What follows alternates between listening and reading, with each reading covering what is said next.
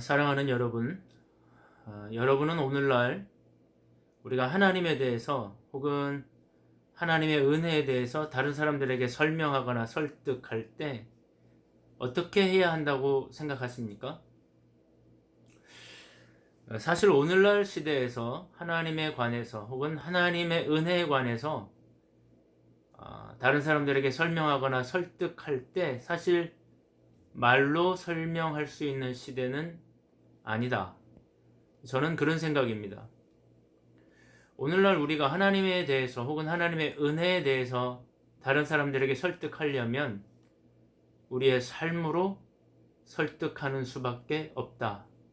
오늘날 시대는 그런 시대가 아닌가 그런 생각이 듭니다. 오늘 본문이 그것을 말해주는 이야기입니다. 오늘은 두 빚진 자의 비유로 알려져 있는 비유 하나를 가지고 하나님의 은혜를 나눠보겠습니다. 오늘 이 두 빚진 자의 비유를 말씀하시기 전에 예수님에게 하나의 사건이 있었습니다. 그것은 예수님이 어떤 바리새인, 시몬이라고 불리는 어떤 바리새인의 집에 초청되어 갔을 때 일입니다. 오늘 본문 36절부터 50절까지 기록된 말씀을 보면 예수님이 이 바리새인의 집에 초청되어 갔습니다. 예수님을 초청했다는 것 자체는 좋은 일입니다. 나쁜 일이 아니죠. 예수님에게 식사 한 끼 대접해보고 해드리고 싶은 마음이 이 시몬이라는 바리새인에게 있었던 것 같습니다. 그 바리새인이 집에서 식사를 하시는데 식사 도중에 갑자기 한 여인이 식사 자리에 들어왔습니다. 누가 말릴 틈도 없이 이 여인은 예수님의 발 아래에서 향유 옥합을 깨뜨리고 그 향유를 예수님의 발에 붓더니 그 머리카락으로 그 발을 닦으면서 연신 눈물을 흘리고 그리고 예수님의 발에 입맞춤을 하는 것입니다.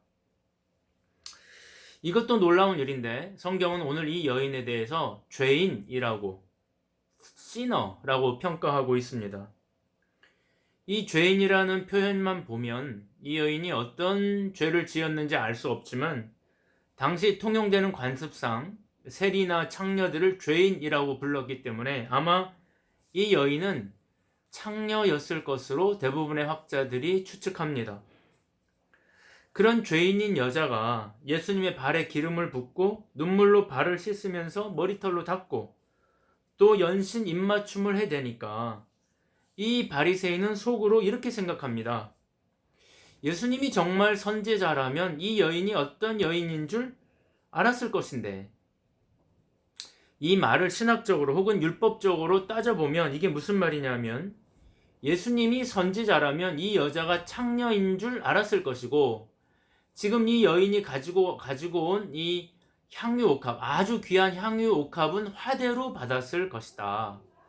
만약에 그렇다면 신명기 28장 18절에 있는 말씀처럼 창기의 번 돈으로 하나님께 가지고 오지 마라. 창기의 번 돈은 가증한 것이다. 라고 말씀하신 이 율법의 말씀을 예수님이 아실 텐데 예수님은 그걸 다 알면서도 침묵하고 있다고 생각한 것입니다.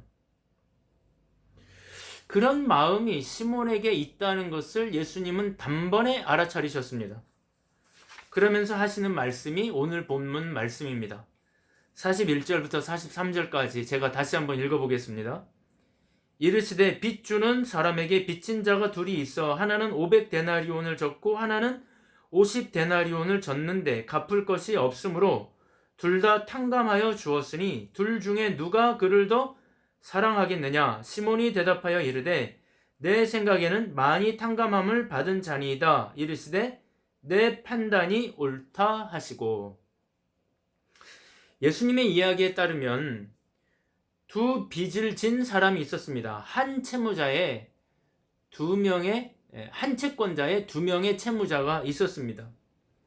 한 사람은 500데나리온의 빚을 졌고 다른 한 사람은 같은 채권자에게 50데나리온의 빚을 졌습니다.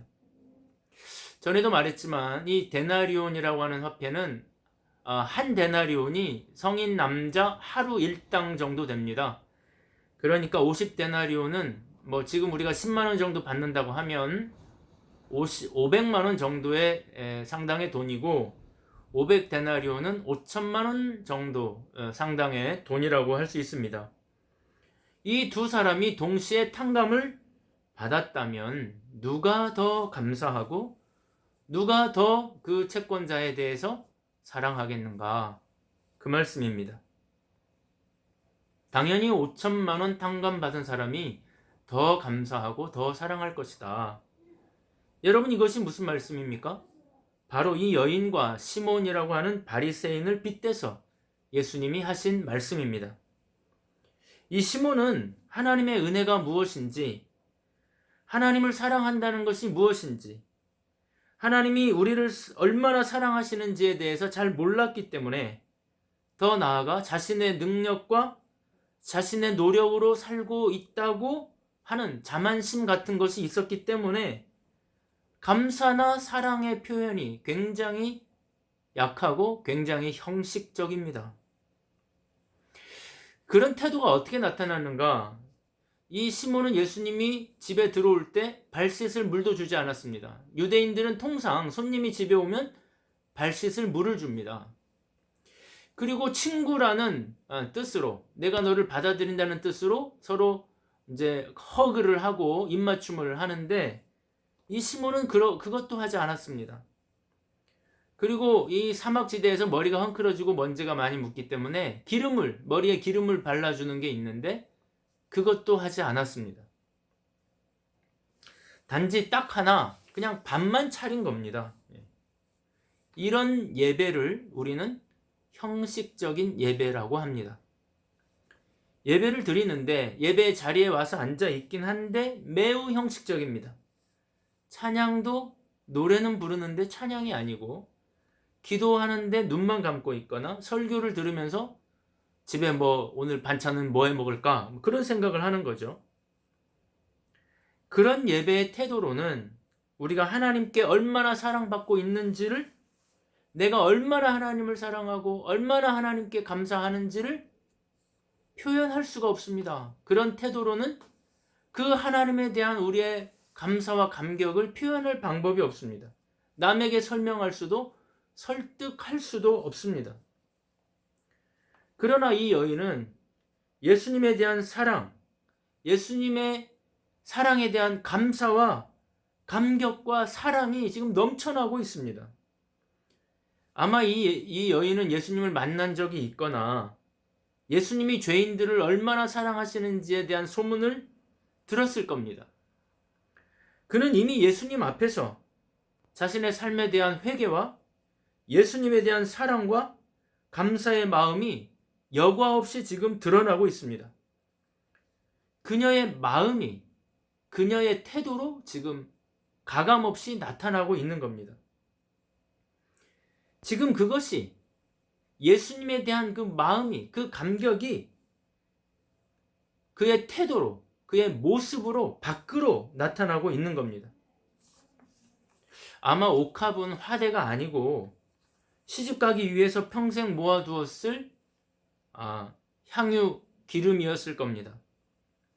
시집가기 위한 혼수품이었을 겁니다. 그녀의 전부를 상징한다고 할 수 있습니다. 그것을 이 여인이 깨뜨린 겁니다. 그리고 연신 입을 맞추면서 너무 감사하고 너무 고맙고 또 너무 사랑한다는 것을 지금 예수님 앞에서 표현하고 있는 것입니다. 이 여자는 예수님에 대한 감사와 사랑으로 지금 충만해 있습니다. 그것이 옥합을 깨뜨리는 헌신으로 나타난 겁니다. 이것이 진짜 예배입니다. 이 모습에 우리가 이 글을 읽으면서 이 설교를 들으면서 설득당하게 되는 겁니다. 예배는 이렇게 드려야 되는구나. 이미 저와 여러분이 이 본문을 읽으면서 설득되고 있었던 겁니다. 사랑하는 여러분, 이 본문의 요지는 우리의 예배가 얼마나 헌신적이어야 하는지를 말하는 본문이 아닙니다. 보통 이 본문을 우리가 이 옥합을 깨뜨린 사람처럼 헌신해야 된다라고 설교될 때가 간혹 있는데 그것은 바른 핀트가 아닙니다. 이 본문은 우리가 하나님의 은혜에 대해서 얼마나 감격하고 감동하고 있는지를 보여주는, 얼마나 하나님에 대해서 감격하고 감동하고 있는가에 대한 그런 이야기입니다. 사랑하는 여러분, 저와 여러분은 하나님의 은혜에 얼마나 감동하고 얼마나 감격하고 있습니까? 하나님의 은혜에 얼마나 몸둘 바 몰라 하고 있습니까? 여러분은 우리를 향하신 하나님의 사랑, 십자가에서 우리를 위해 돌아가신 그 십자가의 사랑을 얼마나 느끼고 감동하고 감격하고 있습니까? 오늘도, 어젯밤도, 우리가 잠잘 때에도 우리의 심장과 맥박을 지켜주시고 우리의 호흡을 지켜주시고 우리의 혈관을 지켜주신 하나님, 오늘도 공기와 비와 바람으로 햇살로 우리를 돌보아 주시는 하나님, 내가 내 아이들을 돌보지 못할 때에도 내 아이들과 동행하시면서 그들을 돌보아 주시는 하나님, 우리 부모가 죽어서 우리 아이들의 부모가 되어주지 못할 때에도 그들의 부모가 되어주셔서 그들의 삶을 끝까지 책임져 주실 하나님에 대한 감동과 감격이 우리의 마음에 얼마나 있습니까? 아침에 일어나면 저녁에 잘 때까지 이 은혜에 대해서 얼마나 묵상하고 감동하고 계십니까? 사실 오늘 본문에는 우리가 500데나리온 빚진 자라고 말하고 있지만 사실 다른 비유를 보면 예수님이 우리가 1만 달란트 빚진 자라고 말합니다. 1만 달란트. 한 달란트가 6,000데나리온이기 때문에 이게 우리가 예측할 수 없는 상상 불가한 현실성 없는 돈을 말합니다. 우리가 계산할 수도 없고 추측 범위를 벗어난 그 돈을 탕감받은 사람들이 바로 우리라고 말합니다. 사랑하는 여러분, 우리가 받은 은혜가 바로 그런 은혜입니다. 1만 달란트를 탕감받은 자의 은혜입니다. 그 감격입니다. 그러면 우리는 이 하나님의 은혜를 어떻게 설명해야 합니까? 첫째로는 아까도 말씀드린 것처럼 바로 본문의 여인처럼 감동적인 예배를 드리는 겁니다.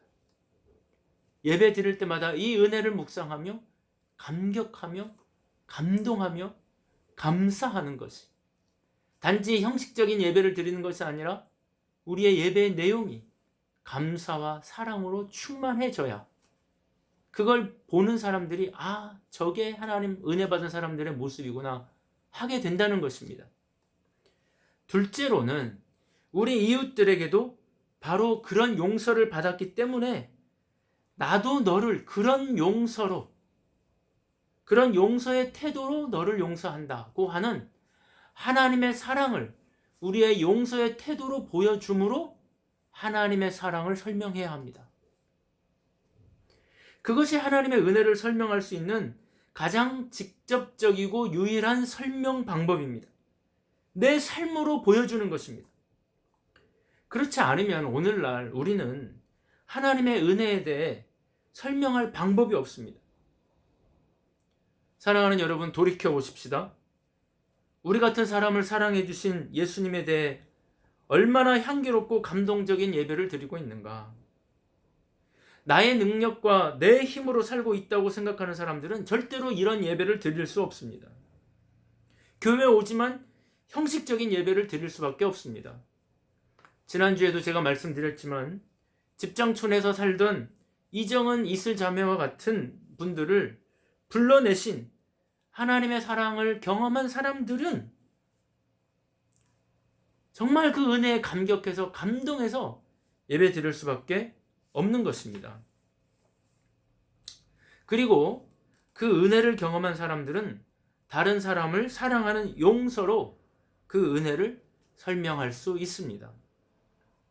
저와 여러분은 남들을 얼마나 용서하고 있습니까? 1만 달란트 탕감받은 사람이 100데나리온 빚을 진 자를 용서하지 못한다면 그는 하나님의 은혜를 제대로 깨닫지 못한 사람입니다. 제가 요새 설교를 하다 보니까 계속 비슷한 메시지로 설교하게 되는데 이번 한 주간도 하나님의 이 사랑과 용서와 은혜를 저와 여러분의 삶의 현장에서 삶으로 설득하고 삶으로 보여주고 삶으로 설명하는 저와 여러분들이 되시기를 바랍니다. 사랑하는 여러분, 지금은 우리가 우리의 진리를 말로 설득하던 시대가 아닙니다. 말은 이미 홍수처럼 퍼져 있습니다. 오늘도 우리의 예배의 모습과 우리의 삶의 모습으로 하나님의 은혜를 저와 여러분의 주변 이웃들에게, 하나님을 알지 못하는 사람들에게 설명하고 설득하는 저와 여러분의 삶이 되실 수 있기를 주님의 이름으로 축복합니다. 사랑합니다.